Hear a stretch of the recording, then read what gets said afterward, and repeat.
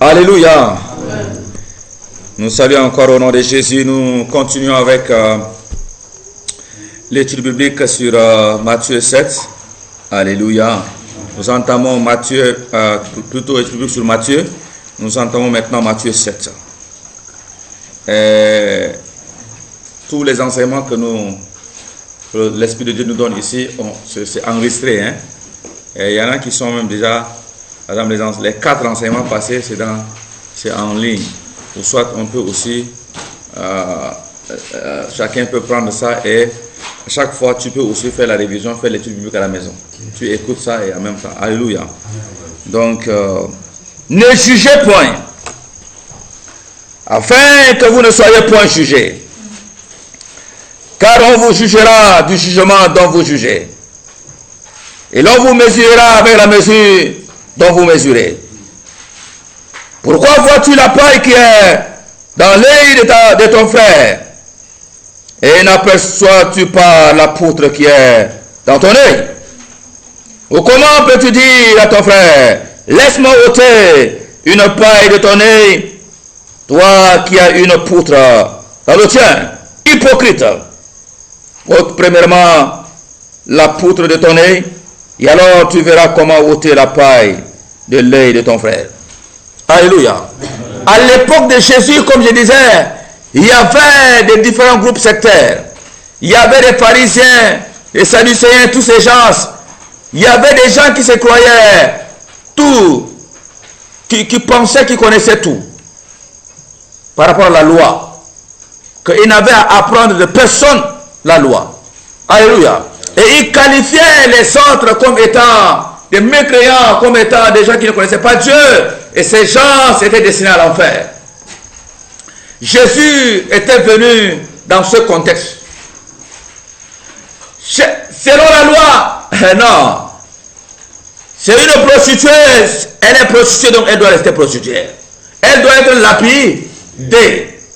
L'adultère doit être lapidé. Non, pas de compromission, pas de mélange avec les voleurs. Et non, ils doivent aller en enfer. Séparation nette. Alléluia. Et quand Jésus était arrivé, Jésus aimait les pécheurs. Jésus pouvait caresser les pécheurs, les palper, les toucher. Amen.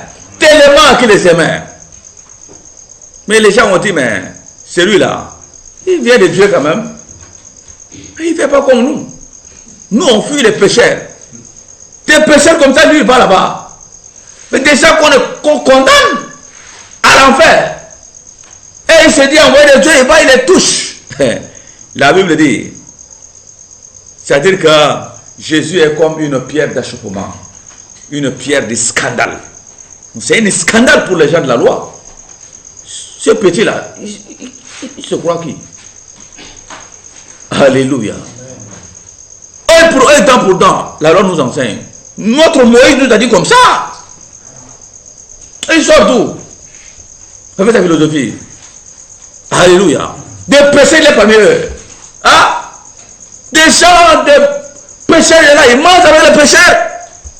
Mais des gens qui sont condamnés à l'enfer, ils mangent avec eux. Jésus dit non. Ne jugez pas et vous ne serez pas jugés. Non, c'est pas parce qu'ils sont des voleurs et vous les condamnez. C'est parce qu'ils sont des prostituées, vous les condamnez. Bon, vous dites qu'il est voleur. Ah, toi, tu l'insultes voleur. Mais toi, tu as aussi un défaut, un péché en toi. La preuve, c'est quoi? Cette dame prostituée qui a été entourée par les gens qui voulaient le lapider. Et ils l'ont amené devant Jésus. Dis-nous quelque chose par rapport à cette dame-là. Jésus a dit que celui qui n'a pas péché, lui jette,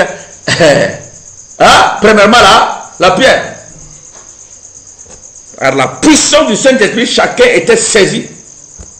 Chacun déjà se condamnait par tel ou tel péché. Si ce n'est pas le vol, c'est le mensonge. Hein? Lui, il est voleur, toi, tu es menteur. Prostituée, toi, tu es ceci. Alléluia. Et Jésus a dit, avant de condamner quelqu'un là, c'est pourquoi quand je réfléchis comme ça, quand je me dis, quand je vois une fille qui a avorté, mais moi quand j'étais avant, Combien de fois j'ai été en tant qu'homme complice d'avortement? Est-ce que je n'ai pas été complice d'avortement? Est-ce que je n'ai pas été tel? Ça m'amène à dire, j'ai été aussi comme ça. Si ce n'est pas ça, j'ai aussi, lui il a fait ça, mais moi, j'ai été voleur. Mais j'ai été tel. C'est pas ça? Ça t'amène toi aussi à te dire, j'ai été aussi comme ça, le Seigneur m'a libéré. Le Seigneur peut aussi également le libérer, la libérer. Alléluia. C'est ça le cœur de Dieu. C'est ça qu'on appelle aussi l'amour. Et avoir la compassion. Ça ne doit pas nous amener à condamner. Non. Ne sois pas hautain. Non. Pécheur. Non, non. Pas... Non. Toi, si tu n'as pas péché, c'est une grâce. C'est pourquoi le salut, quand le salut se dit par la grâce là, c'est grâce réellement même. Même pour ne pas... C'est-à-dire que la tentation qui vient, tu as échappé à ça là, ce n'est pas par ta force, c'est la grâce. Tout est grâce. Ne condamnons rien. Alléluia. Mais ne confondons pas ici là, juger là. Quand, n'est-ce pas, Donatien est dans un péché de fornication. Donatien, n'est-ce pas que la Bible a dit ça? Eh non, arrête de me juger. Hein. Arrête. Donatien va répondre. Non, arrête. Il est écrit, ne juge pas. C'est pas dans ce cas. Non. Je suis en train d'amener le pécheur à la repentance. Et lui, l'esprit de l'autre, le diable va souffler. Il est en train de te juger. La Bible a dit qu'il ne faut pas juger. Non, c'est pas dans ce cas. Si Donatien a commis le péché, je m'approche de lui. Donatien, il est écrit. Tu es en train de faire ça. Si tu ne te répands pas, bibliquement parlant, ce n'est pas normal. Donatien doit être humble pour accepter ce que j'ai dit. Je n'ai pas jugé. J'ai parlé à la lumière de la Bible. Amen. Je suis en train de l'aider. Ce n'est pas dans le sens de condamner pour dire que toi, non, ce n'est pas ça. Je suis en train de l'amener à la repentance. C'est autre chose. Donc quand ton frère est en train de l'amener à la repentance, il ne faut pas dire non, il est en train de juger. C'est faux aussi. Ce n'est pas dans ce cas-là. J'ai expliqué le contexte où les gens repoussaient les pécheurs. Au point où Jésus, quand il mangeait avec les gens, on disait, mais lui, il est comment? Hein? C'est dans ce sens-là. Jésus a dit non. Enlevez d'abord ce qui est dans vos yeux, les poutres là. La poutre là, enlevez d'abord. Amen. Je ne sais pas si la leçon est comprise. Donc, continuons. Ne donne pas les choses saintes aux chiens. Et ne jetez pas, n'est-ce pas, vos perles devant les pourceaux. De peur qui ne les foule aux pieds. Et ne se tourne et ne vous déchire. Perle ici, c'est ce qui est précieux. Qu'est-ce que toi, en tant que fils de Dieu, le chrétien, qu'est-ce que tu as de précieux devant toi, devant le Seigneur? Amen. C'est la vie sanctifiée. C'est la vie des sanctificats. C'est ta robe blanche. C'est ta robe de mariage. Il dit, ne jette pas cette perle au cochon. Cochon symbolise la vie de péché. Cochon symbolise, c'est-à-dire le péché. N'est-ce pas? Les démons, le diable et le péché. À chaque fois où tu renonces à la vie de sanctification, la vie d'adoration du Seigneur dans la pureté, pour aller dans le monde, dans la vie de péché, tu as jeté la perle au cochon.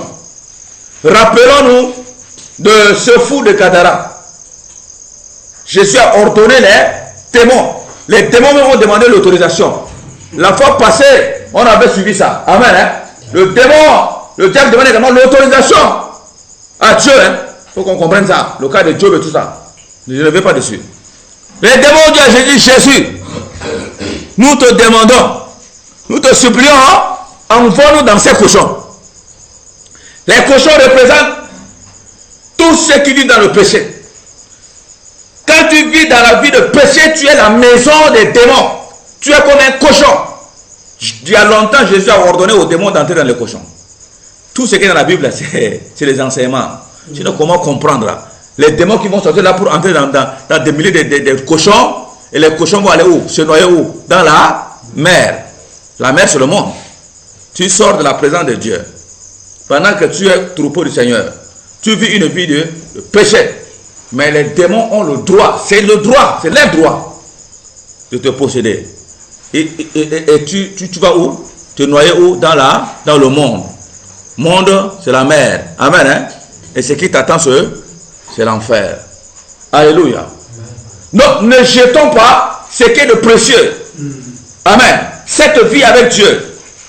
Et pour maintenir cette vie, il nous faut la sanctification. La sanctification dans laquelle personne ne verra le Seigneur. Ce perle que tu as, ne jette pas au pourceau. Quand tu jettes, ils vont se tourner pour te déchirer. Le témoignage de l'ancien ici. Cette femme a jeté la perle. Amen. Et les pourceaux se sont tournés pourquoi? La dévorer. Elle est morte. C'est pas ça? La même chose. Faisons attention. Nous devons mener une vie de sanctification. Demandez et l'on vous donnera. Amen. Et cherchez et vous trouverez. Frappez et l'on vous ouvrira. Car quiconque demande reçoit. Celui qui cherche trouve. Et l'on ouvre à celui qui frappe. Lequel de vous donnera une pierre à son fils s'il demande du pain? Ou s'il demande un poisson, il donnera-t-il un serpent? Si donc méchant que vous l'êtes, vous savez donner de bonnes choses à vos enfants, à combien plus forte raison votre Père qui est dans les cieux donnera-t-il de bonnes choses à ceux qui les lui demandent? Amen. Ici, Jésus nous encourage à ne pas pleurnicher, mais nous devons demander. Demander. Nous devons continuer à frapper. Amen. Et il nous sera ouvert. La porte nous sera ouverte. Alléluia. Jésus nous encourage à la prière de supplication sans relâche. Non, ne te fatigue pas. Quand il met du temps, quand il ne répond pas à l'instant, il est en train de t'éprouver. Il est en train de voir, est-ce que mon fils là, il m'aime à cause de ça là? Ou bien si, parce que le Seigneur nous éprouve par le temps. Amen. Le temps nous met à l'épreuve. Donc Dieu nous éprouve par le temps. Satan, tu demandes la hard là, il te donne. Dieu n'est pas obligé. Il nous met à l'épreuve. Mais continue à frapper. Continue à demander. Ne te tais pas. Est-ce que tu n'as pas eu là? Est-ce que tu as demandé? Amen. Tu as demandé, tu n'as pas reçu. Soit tu n'as pas la foi. Soit le temps. Ce n'est pas encore le temps. Continuons à prier, à demander, à frapper avec foi. Et le Seigneur nous donnera. Alléluia. Il dit, mais même méchants que nous sommes là. Mais nos enfants nous demandent des choses, on les donne, non? Pourquoi d'abord lui? Alléluia. Ça nous encourage. Le Seigneur nous encourage. Si donc, ah non, c'est bon. Alléluia. Tout ce que vous voulez que les hommes fassent pour vous, faites-le de même pour eux. Car c'est la loi et les prophètes. Ce que vous voulez que les gens fassent pour vous. Vous voulez que les gens vous donnent à manger? Donnez aussi à manger aux gens. Ah? Vous voulez que les gens vous rendent tel service, mais rendez également service. Alléluia. Ce que vous voulez que les gens fassent pour vous là, faites également de même pour les autres. Il dit, aime ton prochain comment? Toi-même. De la même manière que tu t'aimes, aime également les autres. Aimer veut dire quoi? Donner. C'est faire du bien. Alléluia. Dieu a tant aimé qu'il a donné. Donc, aimer là, il a donné dedans. Alléluia. Faire du bien. Tout ce que c'est bon, voilà. Entrez par la porte étroite. Car large est la porte, spacieux est le chemin qui mène à la perdition. Et il y en a beaucoup qui entrent par là. Mais étroite est la porte. Resserrez le chemin qui mène à la vie. Il y en a peu qui les trouvent. Alléluia. Beaucoup de gens où le Seigneur a donné la vision, surtout en cette fin de temps, par rapport à la porte étroite. La porte étroite en français, de quoi? Serrée. Et la porte large. Beaucoup de gens. J'ai téléchargé encore le témoignage de papa papa au Congo. Non, Tanangano. Non, il y a un nom là. Alléluia. Un vieux. Atanangano, un truc comme ça, un nom. Et il a fait quoi? Il a fait 51 jours de jeûne. Nuit et jour. il n'a pas mangé. 51 jours. 51 jours. Ah, mais arrivé au 39e jour, il va avoir une vision terrible. Ah, le papa parlait là. Aïe, aïe, aïe. C'est un homme de prière. Et il va voir, le Seigneur va donner une vision 39e jour. Il voyait, c'est-à-dire qu'une route large. C'est un boulevard. Vous connaissez le boulevard, n'est-ce pas? Là, comme autoroute, large. Les gens, ils marchaient direction, n'est-ce pas, de différentes races. Et occupés, qui marchaient. Il y avait qui tenaient aussi la Bible. Il y avait qui marchaient là, qui parlaient en langue. Parmi ces gens. Le Seigneur l'a montré. Et lui, il voyait ces gens-là. Pour lui, c'est mais ces gens ont des Bibles partout, ils parlent en langue, ils sont en train d'aller là-bas en masse. Il dit, il s'est mis dedans avec eux en train de partir. Pour eux, c'est que les gens sont en train d'aller à l'église. Et maintenant, à côté, il faut un grand kiosque là. Il y a un grand ange à l'intérieur. L'ange l'a appelé. Il a appelé. Il s'est tourné. Il dit, mais qui me connaît? Il m'appelle ici là. Moi, je suis en train, les gens sont en train d'aller à l'église. Moi, je ne suis pas à l'église comme ça. Et il m'appelle comment? Il dit, non, ces gens ne vont pas à l'église. Viens. Il dit, mais ils ont des Bibles, ils parlent la langue. Il dit, non, viens. Quand le vieux est arrivé, le papa est arrivé, il va écouter. Devant là-bas, au terminus, devant ces gens qui partaient là, il y avait des cris. Il y avait des cris. Il y avait des cris. Et l'ange a dit, le papa il dit, ces gens ne partent pas à l'église comme tu le penses. Ces gens sont en train d'aller en enfer. Oui, toi tu penses que c'est parce qu'ils ont des Bibles. Toi tu penses que c'est parce qu'ils parlent en langue. Mais ils sont en train d'aller tous en enfer. Alléluia. Jésus nous dit quoi? Efforcez-vous d'entrer par la porte étroite. Si je dois passer par là, c'est la porte étroite. Si je dois passer par là, je dois me tailler. Je ne peux pas entrer par là. Non. Je dois me tailler. Je ne peux pas transporter un gros sac ici, là. Lourd ici. Lourd là. Lourd là pour passer par la porte étroite. Non, ça va bloquer. Je dois me décharger de beaucoup de choses. Si c'est ça, ça coince. J'enlève ça, je jette. Amen. Je viens, ça coince, je coupe. On avait dit la porte étroite, si c'est ma tête qui est très grosse. Je dois tailler la tête là. Je taille la tête. L'épaule est large, je prends à machette, je coupe ici, là, je taille ici, pour passer. Mais quand je vais tailler, je vais couper, je vais pleurer.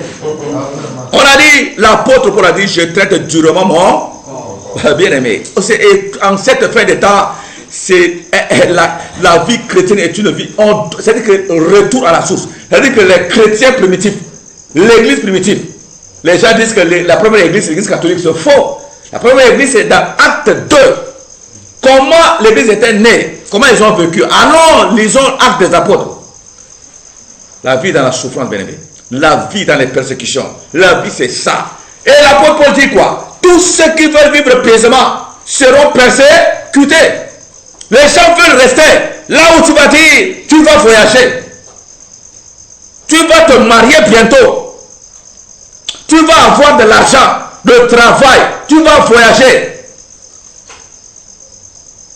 Les gens sautent. Et l'apôtre Paul a dit quoi?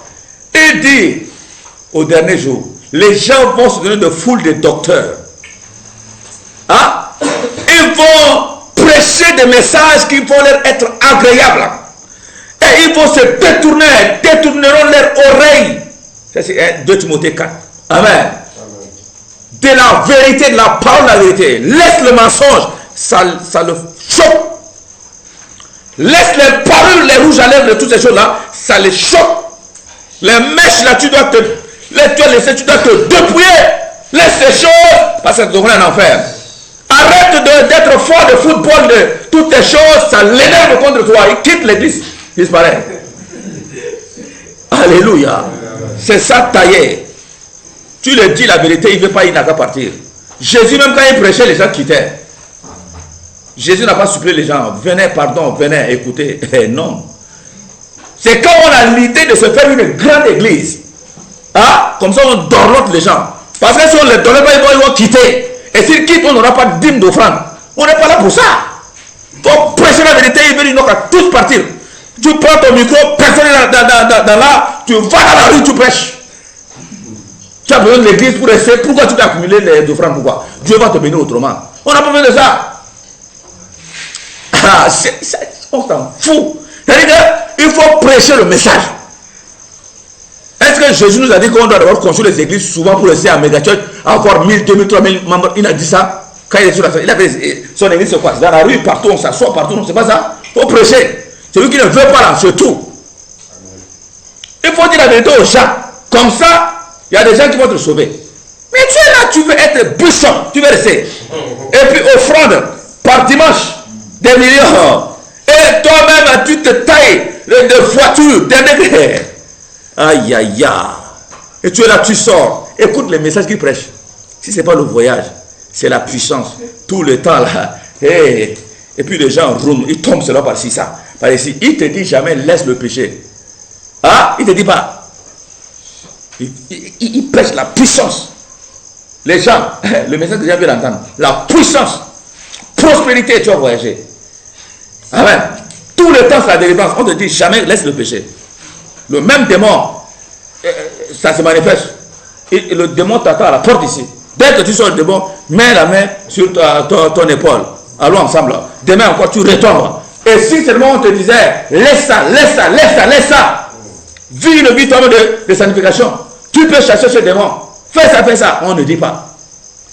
Et forçons-nous d'entrer par la porte étroite. La porte étroite, c'est la porte.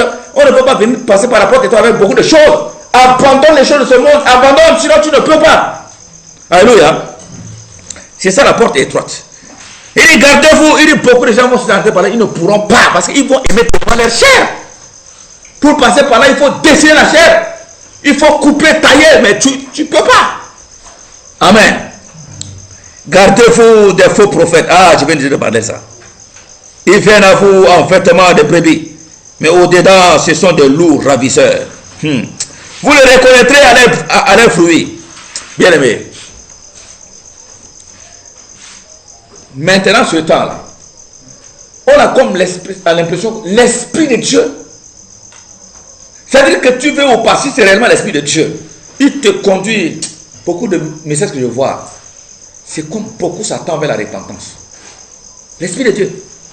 Mais si c'est un homme de Dieu tout le temps, prospérité, mariage, à l'époque où on est là, bon, il y a un problème. Ça t'amène à discerner déjà que non, il y a un problème. Tu vas devenir milliardaire. Tout le temps. Est-ce que c'est le temps des milliardaires? Suivons la télé, suivons ce qui se passe. On peut discerner facilement. C'est-à-dire que déjà quand tu as l'Esprit de Dieu, le message qui sort, tu te rends compte que non, c'est pas ce message-là. Moi, souvent c'est comme ça. Quand j'entends déjà, je branche comme ça, regarde, à la télé, quand c'est tel là, bon, je zappe ça, je passe. Il dit, vous les reconnaîtrez au travers de leurs fruits. Et cueille-t-on des raisins sur les épines ou des figues sur les chardons? Tout bon arbre porte de bons fruits, mais le mauvais arbre porte de mauvais fruits. Un bon arbre ne peut porter de mauvais fruits, ni un mauvais arbre porter de bons fruits. Tout arbre ne porte pas de bons fruits, qui ne porte pas de bons fruits est coupé et jeté au feu. C'est donc à leurs fruits que vous le reconnaîtrez. Par leurs fruits. Mais il faut lire la Bible. Vous lisez, si on ne lit pas la Bible, on ne va rien comprendre. C'est un esprit d'égarement maintenant, ce qui se passe maintenant. On ne comprend rien là. C'est pourquoi revenons, lisons la Bible, sinon on ne va rien comprendre. On va être comme des moutons, on va suivre les gens seulement. Papa, homme de Dieu, il faut nous prêcher. Ah. Tu es là seulement à adorer. Tu adores les hommes. Or, nous devons adorer Dieu. Quand quelqu'un il met beaucoup l'accent, c'est lui qui veut paraître. Les photos, quand vous entrez dans l'église là, ce photo affiché, c'est eux qui sont là. Les super, ils prêchent, c'est eux. Mon fils, sois béni. C'est eux qui doivent faire tout. C'est pas ça. Nous avons un seul pasteur, c'est Jésus-Christ. Alléluia. Maintenant, c'est avec ceux qui me disent Seigneur, Seigneur, n'entreront pas tous dans le royaume de Dieu. C'est la seule qui fait la volonté de mon Père qui est dans le ciel. Autrement dit, celui qui met ma parole en pratique. C'est pas tout le monde qui m'appelle Seigneur, Seigneur. C'est pas tout le monde qui transporte l'église, la Bible là, qui doit être sauvé. Non, c'est pas ça. Amen. Et plusieurs diront en ce jour, Seigneur, n'avons-nous pas prophétisé par ton nom? N'avons-nous pas chassé des démons par ton nom? N'avons-nous pas fait beaucoup de miracles par ton nom? C'est Jésus qui parle. Hein? Bon, quelqu'un qui prophétise là, quelqu'un qui chasse les démons, quelqu'un qui fait quoi? Hein? Prophétiser. Et ils chassent les démons. Ils font des miracles. C'est par quoi? C'est par l'Esprit de Dieu. C'est pas parce que tu chasses des démons. C'est pas parce que tu parles la langue. C'est pas parce que tu prophétises. C'est pas parce que quand tu marches, tu imposes les mains, les gens tombent. Que le ciel est garanti pour toi. Moïse n'a pas vu Canaan. C'est un exemple. Tu peux être leader. Pour l'apôtre Paul a dit, je traite durement mon corps. Tu peux être, pas parce que tu es moniteur. Pas parce que tu pries tout le temps à l'église. Non, pas parce que tu es connu par le pasteur que tu vas être sauvé. Non. Ça veut dire quoi ce verset là? Réellement, ils ont chassé les démons. Ils ont prophétisé. Les démons sortent en courant même. Ils ont chassé les démons. Ça veut dire qu'il y a des temps où il était réellement avec le Seigneur. Il y a des temps où il y a un temps où ils ont dévié. C'est pour dire que quand tu marches avec le Seigneur, tu dois aller jusqu'au bout. Le Seigneur ne voit pas ce que tu as fourni. Pourquoi la Bible dit, ce n'est pas par les œuvres qu'on doit être sauvé. C'est par la foi en Christ et c'est jusqu'au bout. Amen. Et donc, alors je leur dirai ouvertement, je ne vous ai jamais connu. Retirez-vous de moi, vous qui commettez l'iniquité. Ces gens réellement ont été. Ils ont servi le Seigneur. J'avais dit que la puissance de Dieu là, la puissance de Dieu, je vous assure, ça ne peut pas se manifester de janvier en décembre aussi. Il y a des moments où le Seigneur, pour t'éprouver, il est là mais il n'agit pas. Et c'est ce moment-là, ce moment de désert, de preuve là. Ça conduit comme ils sont tellement orgueilleux. Ils sont arrivés à un niveau déjà. Hein? On les adore. Ils ne veulent pas tomber bas. Qu'est-ce qu'ils font? Ils sont tentés maintenant d'aller. Je vais aller demander que je vais voyager pour aller trouver tel. Il va m'impacter. Je dois aller trouver Pasteur Christ dans tel. Et lui, il va aller m'impacter. Je dois aller trouver tel au Nigeria là-bas. Grand homme de Dieu, j'ai écouté l'onction, il est non, il manifeste, il va prier pour m'impacter. Bon, il est en train de sortir déjà. Alléluia. Là-bas, on dit, ok, c'est le cercle des hommes de Dieu puissant, rempli d'autres là. Bon, pour maintenir notre alliance, notre groupe là, dans notre groupe là, nous avons l'alliance telle là. Cette alliance, juste, c'est pour, on est ensemble. Quand tu vois ça, c'est qu'on est simplement ensemble, c'est pour te rappeler seulement. Et c'est pas autre chose. Hein. C'est ça, porte ici. Hey, depuis longtemps, tu es entré dans le cercle. Et quand tu es dedans déjà, et après tu sauras maintenant. En temps, tu ne peux pas faire, tu ne peux pas reculer maintenant. Tu as déjà signé, tu es loin. Tu es pour toujours faire des miracles. Qu'est-ce que tu veux? Tu veux avoir des grandes églises. Il y a des gens qui commencent à dire que comment tu as fait pour avoir 1000 membres? Comment tu as fait pour avoir 5000 membres? Ils vont demander là, pourquoi? Qui t'a envoyé? C'est Jésus. Il t'a demandé de faire son œuvre, non? Demande Jésus. Mais si Jésus n'a pas intervenu, c'est son œuvre, non? C'est pas ça? Mais pourquoi pourquoi tu veux 1000 membres forcément? Si Jésus même la fin il avait 12. Église de 12. Ça a commencé. Vrai membre là, c'est 12. C'est pas ça? Mais tu veux quoi? C'est l'orgueil, il veut quoi? Il veut l'argent. Il veut l'argent, voilà. Alléluia. Et c'est pourquoi nous allons vers la fin de Jean. C'est pourquoi quiconque entend ces paroles que je dis et les met en pratique, voilà, sera semblable à un homme prudent qui a bâti sa maison sur le roc. La pluie est tombée les torrents sont venus, les vents ont soufflé et se sont jetés contre cette maison. Elle n'est point tombée parce qu'elle était fondée sur le roc. Mais quiconque entend ces paroles que je dis, ne les met pas en pratique, sera semblable à un homme insensé qui a bâti sa maison sur le sable. La pluie est tombée, les torrents sont venus, les vents ont soufflé et ont battu cette maison. Elle est tombée, sa ruine a été grande. Alléluia. Jésus dit que c'est lui le roc. Par sa parole, ses enseignements. Nous devons mettre en pratique sa parole. Alors, quand les faux prophètes vont s'élever, quand les tempêtes de faux prophètes, quand les tempêtes, n'est-ce pas, des loups vont se lever contre le monde, comme maintenant, nous allons être secoués, nous allons être basculés, mais nous n'allons pas tomber. Amen. Ça va secouer, ça va basculer à gauche, à droite, devant, derrière. Mais on va revenir, on va se repositionner sur le roc. On ne va jamais tomber. Si nous mettons en pratique la parole du Seigneur, on ne va jamais tomber. On ne va jamais s'écrouler. Ça veut dire quoi? Tomber dans la foi, ça veut dire quoi? Suivre les faux prophètes. C'est abandonner la foi. Amen. Hein? C'est ne pas pouvoir tenir ferme dans la foi. Alléluia. Mais si nous ne mettons pas en pratique la parole de Dieu, simplement une épreuve va se lever. On abandonne la foi. Un petit truc, une tempête qui se lève, finit la foi, finit déjà. Les faux prophètes, on est déjà derrière eux là. Épreuve simplement un peu, on est déjà KO, tombé déjà. Nous devons mettre en pratique la parole de Dieu. Jésus m'a dit ça. C'est vrai que j'ai traversé ça. Il est écrit. Alléluia. Notre foi est sur le roc. Ça va secouer. On va rester sur le roc parce qu'on a mis en pratique la parole de Dieu. C'est le temps de mettre en pratique la parole de Dieu. Ce n'est pas le temps de blaguer, de courir après les miracles. Je finis par ça. Ne courons pas après les miracles. Tel non, c'est un puissant. Fais les miracles là-bas, allons là-bas. Quelle prophétie tu as eu pour moi?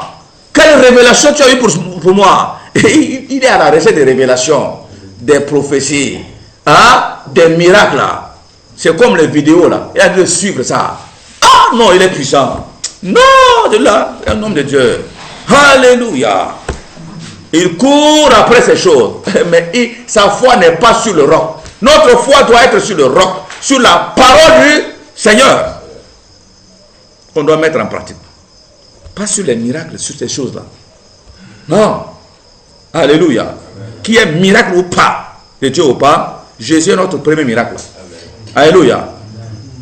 Si il nous donne à manger, il nous donne rien, la vie éternelle est plus que tout. Amen. Regardons comment il a vécu. Il dit les oiseaux ont des nids. Les renards ont des tanières de trous.